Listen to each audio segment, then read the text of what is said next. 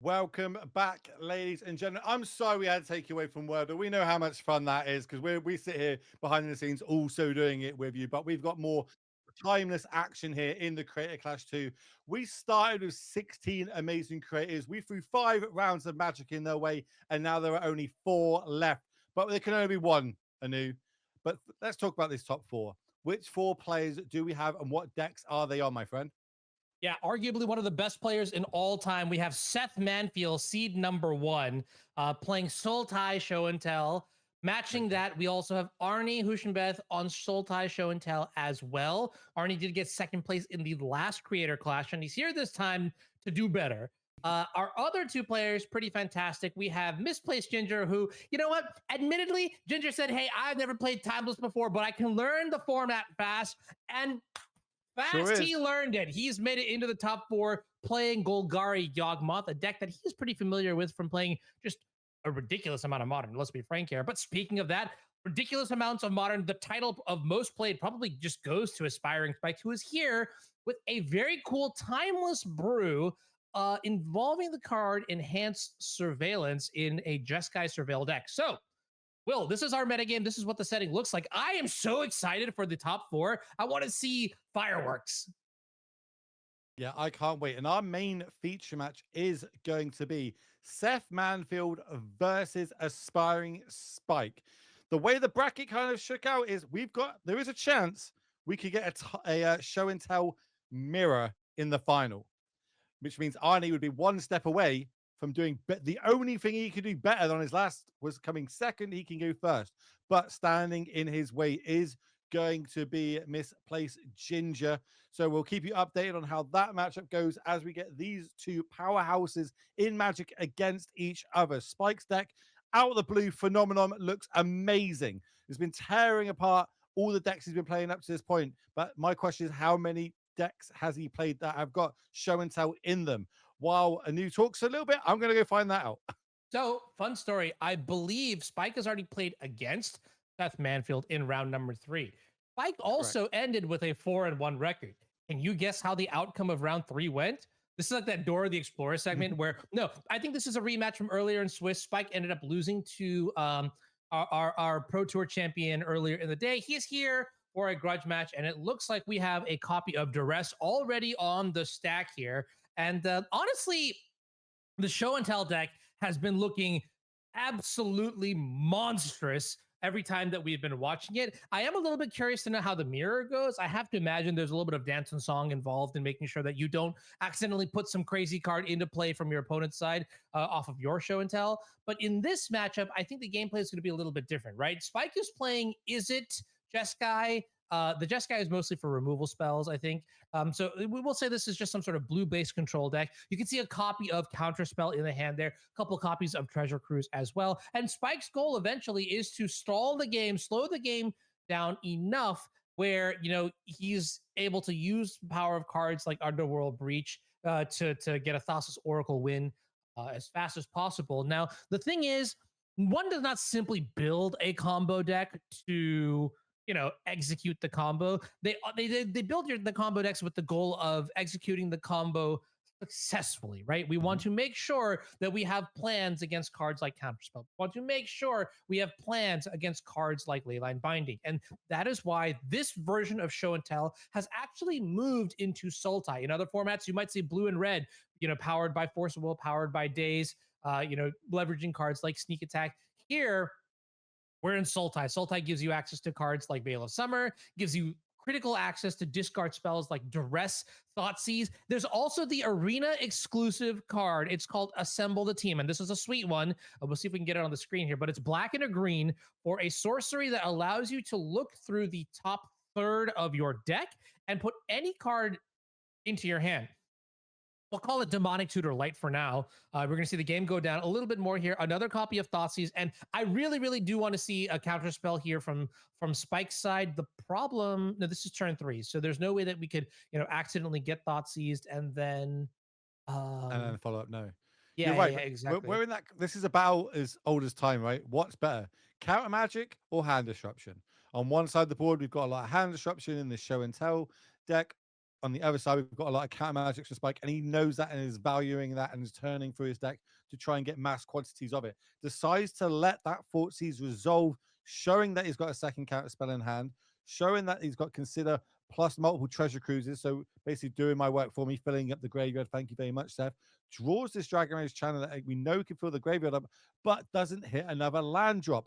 Knows that there's a chance that next turn Show and Tell can come down. And if there's another land here from Seth, well, it's going to be Thoughtseize into Show and Tell, into Omniscience, and the rest of the game is going to be pretty hard for Spike to come back from, but it's not going to be all doom and gloom yet because he doesn't have that big payoff. I'm currently looking at the deck list and seeing how, kind of what's going on moving forward here. You're right that Seth did play Spike in round 3, and Seth did take that game down. Also, looking at the mirror match, we had Seth versus Arnie in round 4. Seth was able to take that one down. And the big difference between both these decks is the extra main deck hand disruption that Seth is playing over the 4 Dark Rituals, which Arnie is playing. Be interested to see who was on the play that game that when they played in that match. But that's kind of the stats moving forward of how it all pays out. Absolutely rewarded there for Spike hitting that second land, high risk, high reward, and it paid off. Yeah, I mean, Spike in a much better position now. Still only has access, unfortunately, to the singular counterspell. Drawing a card here off the Mishra's Bauble. The thing is as it stands, I mean, we can dismantle this, right? Seth has the Thoughtseize in the hand right now, which is probably the most important part. And I would even say with Show and Tell and Omniscience, Seth is actually just ready to roll when he needs to, because, I mean, do you really play? You just wait a turn here, right? You wait a turn, you play Show and Tell, you put the Omniscience into play, and then you use Lorien Revealed's secret mode, which is to draw 3 cards for 5 mana. I mean, secret in air quotes, literally printed on the card here, but hoping then that sort of starts the chain and that you get to snowball card into card into card into card, which will eventually, thanks to the power of Omniscience, result in a win here. Thoughtseize is going to take the second counterspell, which makes sense. And now I think Mike is in a little bit of trouble. So that turn there was actually more detailed than it comes across on the face. Spike has the option to counter that Thoughtseize. Either way, he is bad things are gonna happen if a land followed up with a Show and Tell. Decided not to cast the Thoughtseize and just reveal his whole hand to Seth in favor of a Surveil land, which is really key there. And you know, Spike value and call, like, no matter what you do, it's going to be bad for me. But this gives me an option to look at the top of my deck and manipulate it. That Spell Pierce is huge. Money. That's tight. Okay, wait a minute. Is this going to happen? And keeping in mind, so Spike does play the full 4 copies of Counterspell. I believe there's only 3 copies of Spell Pierce in the deck. I'm double checking right now. Only 3 copies. So honestly, the fact that we had to hit exactly Spell Pierce, things are looking pretty. Is it weird to say pretty Millhouse for Spike? Should I say like pretty Spike? It's okay. Going well. It's going well. All right. Now, are we forced into this Show and Tell here, knowing it is open deck list, knowing that the only thing Spike can have, bear in mind, we know about the other 2 cards, potentially it could be, and Seth is going straight into Show and Tell. You couldn't snap this Spell Pierce off quick enough if your name was Aspiring Spike. He's going to get Surveil triggers. He's going to grow his creatures to 3 power. That's a bold claim, but follow up with No. I think that Spell Pierce was literally game winning, because now, Seth is under the gun. That's okay. Well, I guess technically you have to still like wake up the Thoughtbound Phantasm from its slumber. You have to play any 2 spells and then you're going to be good to go. But like it's actually with this board state, like with his hand, Seth is going to have a hard time finding that like the extra copy of Show and Tell, right? At least I think. But all right, well, maybe you're right. Maybe I'm not giving the Hall of Famer, 2-time Pro Tour winner, world champion, GP. He's probably, I don't know how many GPs he's actually won. That's on me. Hold on. But is this lethal potentially? We only need to find a 1-mana spell to get more. That Bauble is going to do it, and that is going to be 10 damage able to come across here for Aspiring Spike. He's going to take down game number 1. Huge. Touchdown Phantasm. That's the tweet, ladies and gentlemen. That is incredible. I mean, what the? Okay, what? You were right. That Spell Pierce took the game down. You were right. That's game one. Go to the Spine What? Spike. We get to go look at both of them sideboarding, what they bring in and what they take out. Spike Hmm. couldn't get those sword. Interesting, Spike's taking the swords of plowshares out. Probably his best answer to an Atraxa or something along those lines. But normally, that's not how we've seen any of these wins really happen today. It is not going through casting the approach to second sun in the sideboard. So it makes sense bringing them out in favor of some more counter magic. We're having a little look at how Seth's sideboarding here. Stifle's coming out. Could get some F's in chat for that. We all love a stifle on a fetch land. What else does Seth like taking out here? Is Gristlebrand good in the face of a non-Orcish Bowmaster deck? I think it is. Must Taking out be. all the fatal pushes. Okay. And this is the beauty of Spike's deck, right? It's either going to win through these one drops getting huge, or he's also got the fastest Oracle win. So it's how do you sideboard against it? Do you hedge towards one and then let the other lose to the other? Great deck building. I can sort of see the aura, the steam emanating from Seth. I think at this point he wants to go into the next game and he just wants to battle this deck about as linearly as possible. I mean, Fatal Push in this metagame seems like a necessity, especially when there are cards like Orcish Bowmaster that you basically just have to have an answer for. But Spike's deck primarily fights on the stack, right? Like once show and tell omniscience is in play, the game is basically over, which is why Spike probably boarded out those swords to plowshares, is saying, hey, look, if show and tell ever actually resolves, I have basically lost the game. Atraxa's going to draw 5 cards, probably another show and tell or a way to get to another show and tell. We need to fight on the stack and fight on and win on the stack. And maybe Seth also recognizes that and says like, hey, I get one shot, right? I get one shot to resolve my show and tell and to do my thing. And drawing cards like Fatal Push slows me down, makes my deck, more volatile. It's not worth it because the Dragon's Rage Channelers and the Thoughtbound Phantasms, yes, they may eventually kill me on turn 7, 8, or 9, but it doesn't actually matter, right? Like I need to be streamlined. I need to be cutthroat. Okay, we are off to the races. Seth keeping a one-lander, firing off this duress straight away. Sees Spell Pierce, Test for Talent, Treasure Cruise, and a Consider. Plus 2 lands here from Spike. One of them is one of the new Surveil lands that have been printed in the latest set, making a great impact in basically every format that they have fetch lands legal in. I don't know what the pick here is, so I'm going to pass it to you. You're going to tell me you don't know what the pick here is, and that there's a reason whatever Seth takes is correct because he's the current Pro Tour champion. I think I would look into taking the. Well, it wasn't Treasure Cruise. Did you take Treasure Cruise? Yeah, he took the Treasure Cruise. What the heck? Yep. Well, look, Pro Tour champion, non-Pro Tour champions. All right. Yeah. That's basically how we look at it. Brainstorm off the top when you don't have a second land drop. Ideal. I feel like I'd probably go Lorien's Revealed here into the Brainstorm though, but this also, if we can find a land, does let the Lorien's Revealed shuffle it away, gets punished for it, doesn't hit a second land drop. 2 Atraxas that are going on top of his deck. Ooh, okay. Okay. Now we've got a little bit of an uphill battle, giving Spike the advantage. Also knowing that we've got the Spell Pierce to play around over on Spike's side, as well as the Test for Talents. So this hand disruption is going to be key. This is huge. What do we put back? Like, I suppose in upkeep, we can cycle the Lorien's Revealed to get rid of the 2 cards on top of our deck and give us a fresh look, as while hitting our second land drop. Yeah, this is looking a little bit dicey. Okay, well, we did pick up another copy of Thoughtseize, and that's going to be pretty good here. But I do agree with you. We Thoughtseize isn't good in the face of Spell Pierce and Test of Talents. Well, in the sense of like, oh no, don't get me wrong, it's great. It's just not going to do what it's intended to do. Yeah, I feel like Spike's just setting up. Makes sense. The Atraxa are drawn. The Brainstorm not hitting a land here is also really, really bad. I mean, they're could look at this from Spike's perspective of, oh, nice. Seth didn't hit the second land drop. Okay, that's cool. I'm just gonna win. Or, oh no, oh no, oh no. That means he's got a handful of spells, and if he hits his mana, I'm gonna get absolutely steamrolled. So, this is the turn where Spike needs to take it, a little, like, do what he can to get on the board, and then that's basically it. And I kind of feel like enhanced surveillance.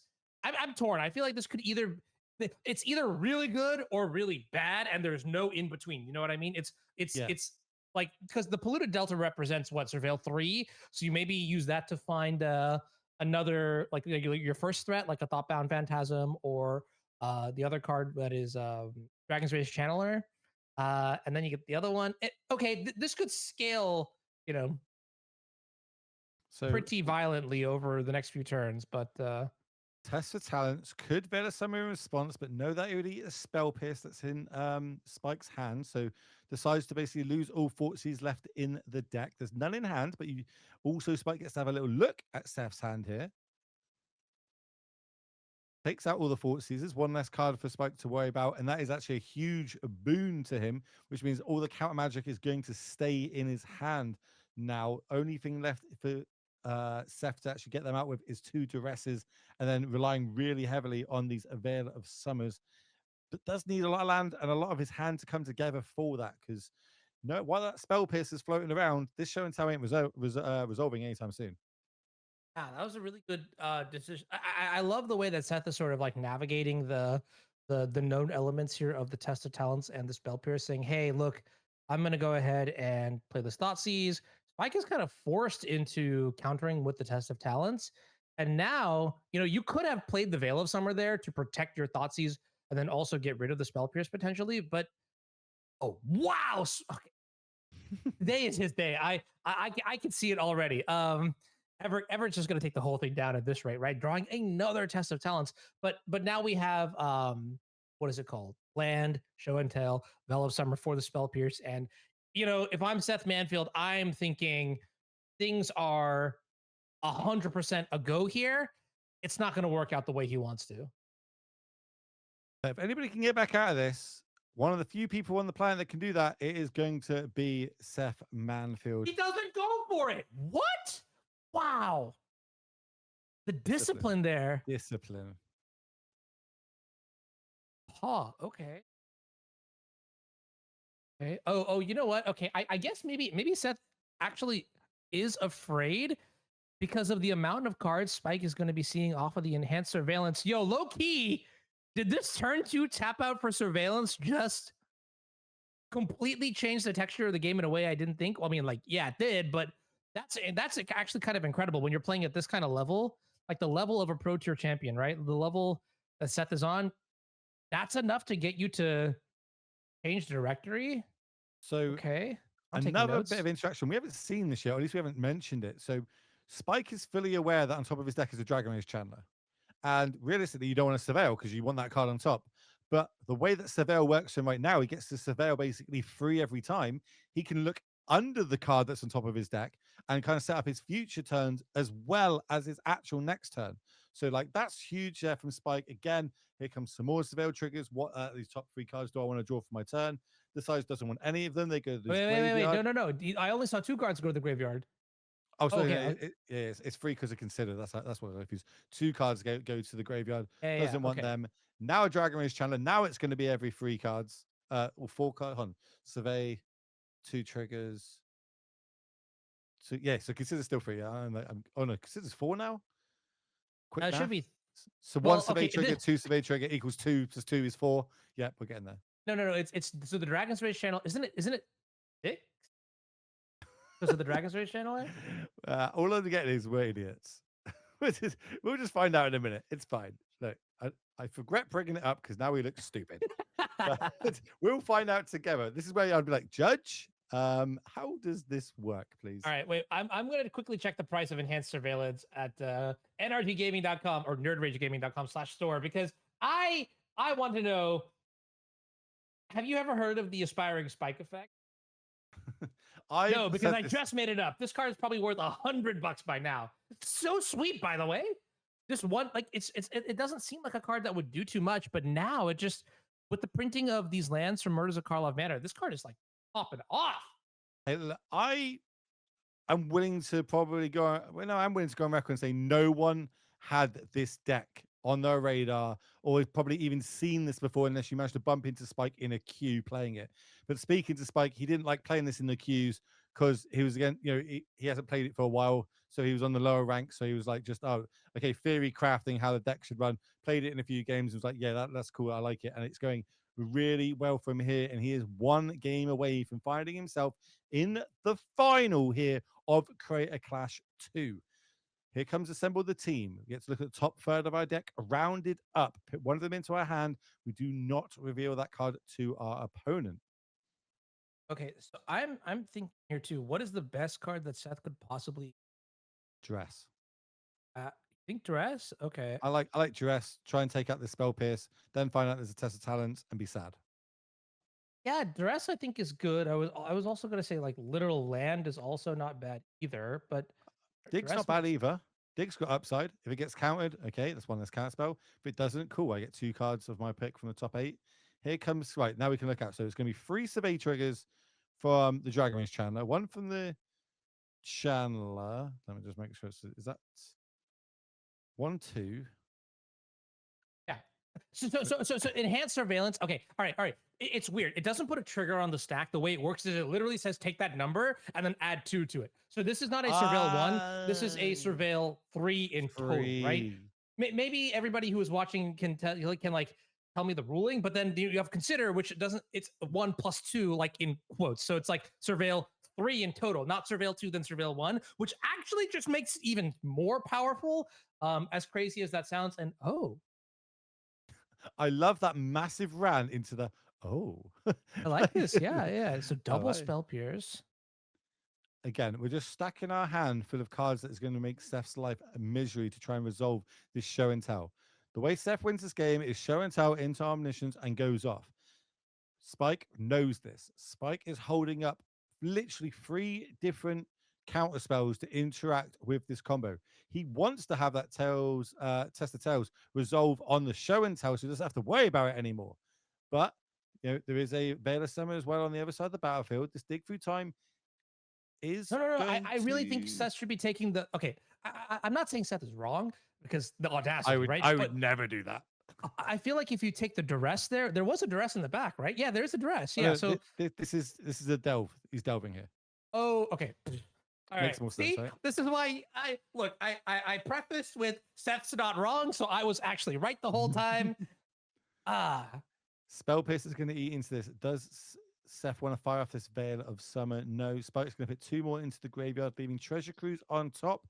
That's a good one to draw. Just kind of restack the hand, plus a load of Surveil triggers. All right. My personal play here would just be let this get countered. Pass. And the reason I do that is because we're going to untap and we're going to slam Veil of Summer. Nope. Try again. Well, you could start off with Veil of Summer. I think if we lead with Veil of Summer, that forces the test of talents. We pass the turn, we untap, and then we play show and tell. This is not going to go well for Seth. It's going to have exactly enough. Spike has managed to sculpt his hand perfectly. So the Veil is going to stop the counter, but the Spell Pierce is going to stop the Veil, which means the test is going to hit the show and tell. The show and tell is going to get exiled out the deck. And then I don't even know if we can hard cast half the spells. How many lands have we got? 1, 2, 3, 4, 5. Okay, we can technically hard cast some of the spells in this deck. That is not the statement of a winner. I'm just gonna, or somebody who is looking to win the game. I will say that this much. I think this one's over. I think Spike with the GGs coming in from Seth Manfield, that is gonna wrap it up. Test of Talents showing you how it is done. That's gonna get rid of every single copy of Show and Tell from Seth Manfield's deck. And now we just don't have a way to put any. There it is. He's scooping it up. Spike, with this brew of the century, is taking down and moving himself straight to the final here of the Create a Clash, ladies and gentlemen.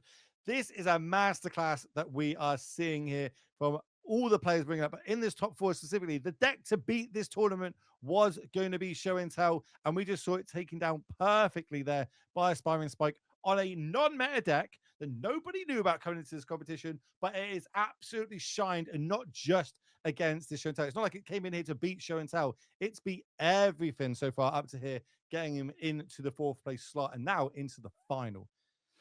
Whew. Yeah, I'm pretty excited to see. This is a deck that honestly, I mean, I know that it exists in Modern. seeing it now in this format is pretty good. We've seen it do some pretty incredible things as well. I'm talking about the Jeskai Surveil deck that had, I think we saw like a 18-18 Thoughtbound Phantasm at some point. It's just so fantastic. It does very well leverage the power of tempo, which is not something I've really seen in Timeless too much, given that cards like Days and Forcible aren't Yeah. in this format. But this is excellent, right? Like the elements that you're putting in together to make this work, getting by enough with Counterspell and Spell Pierce as your game one permission spells, and then very quickly growing your Thoughtbound Phantasm into a formidable threat that can like close games like nothing else. So I definitely think this is going to be a role player moving forward. We're going to see it in a bunch of formats, and that makes me pretty happy. Let's get word from production on what the status of our finals is.